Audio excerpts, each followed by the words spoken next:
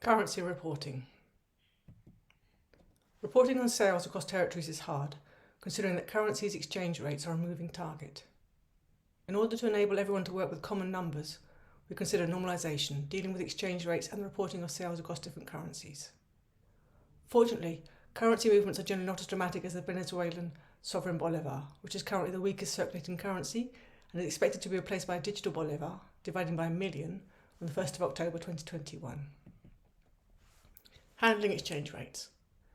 Exchange rates are not fixed, they change quite a lot. You might want to report sales with the exchange rate in the moment the sale was made, or with the current exchange rate.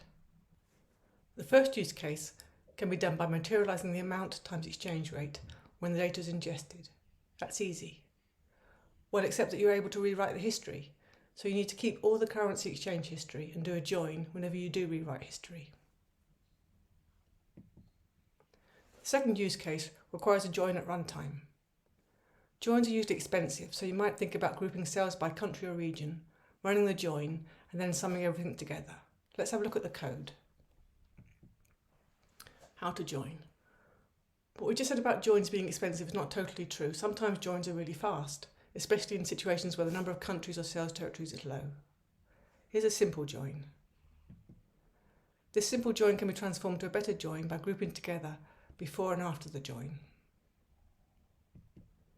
And that can be made much faster by using the get function. This is what we do. The get function lets you extract data from the table exchange rates join, which is an optimized version of the exchange rates table, prepared to get data by location. With column-oriented databases such as ClickHouse, it's very common to have a join optimized table that dramatically speeds up join operations.